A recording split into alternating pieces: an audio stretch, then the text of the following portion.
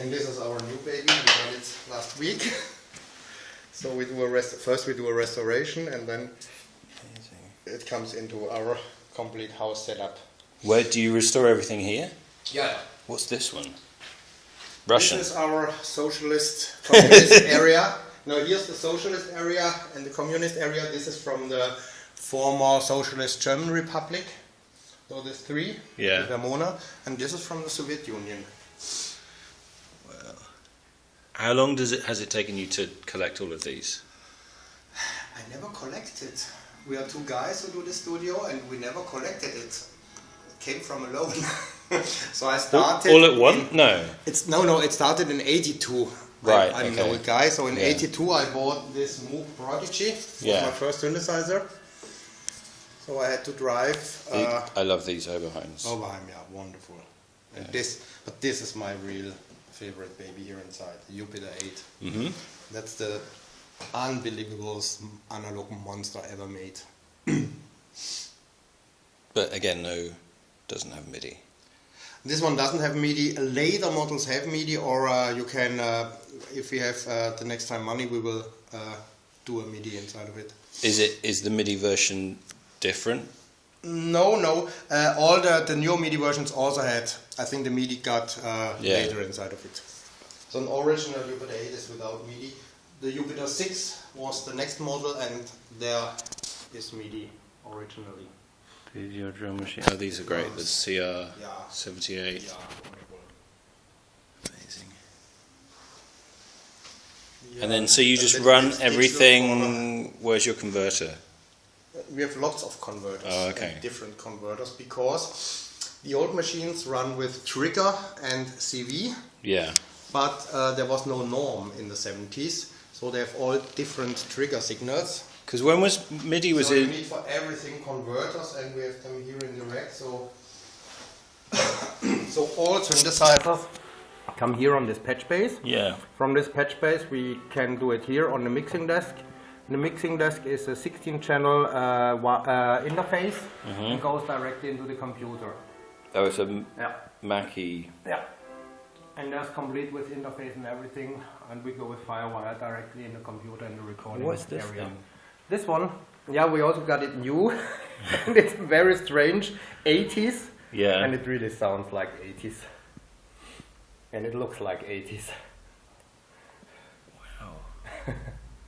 Is it a add-on unit to something else? It's a synthesizer unit. Right. You need a MIDI keyboard for it, and then you can program it, so you see here all the parameters, and it's very, very, very hard to program it. Yeah. It's lots of time. So is that the only display on the whole thing? Huh? Yeah. It's 80s, early 80s. Yeah, and here under the patch base here, these are trigger converters. Okay. So you can get here different trigger signals for Korg, for sequential, for Oberheim, for Roland. And here's our MIDI patch bay. Yeah. And this is a CV to MIDI converter. How reliable is all of this? Once you have it working, is it quite reliable? What is reliable? Steady? Doesn't go wrong once you have everything? Sometimes one thing goes wrong, but then you need 10 minutes and then it works. And these are all... To set up all this stuff, to cable everything, and there you need this converter here, and there's also a converter for the drums, because the old Roland drums have this DIN sync. Oh yeah. It looks like MIDI, but it is not MIDI, and so you need also a converter. So to cable everything and install the converters where you need them, that took, I think, 2 months. So do you have any MIDI gear at all? Yeah. These Oberheim have MIDI. Yeah. The PPG Wave have MIDI. The DB8000 have MIDI. The Mini Moog have MIDI. Oscar have MIDI. This modern step sequencer, but also complete analog step sequencer, have MIDI. Yeah. And this Oberheim expander is on the MIDI converter. This is an original. This is no, it's new. It's new made. Yeah. But from Tom Oberheim. Yeah. The original you cannot find. Amazing. And this one, this yellow one, is the first organ Yamaha ever made. That's But it's real 60s. Oh wow! And real 60s sound, psychedelic 60s. A bit. Does it sound a bit like Mellotron? No, it really sounds like these psychedelic 60s organs. Like a kind of Vox Jaguar. Thin, and you need delay and phaser, and then you really think you have to smoke pot. So that's how it sounds. For Mellotron sounds, we have an expander. Mellotron is too expensive and too big for us. Yeah. We have an old Roland expanders from the early 80s, and there are really good Mellotron samples inside of it. Yeah.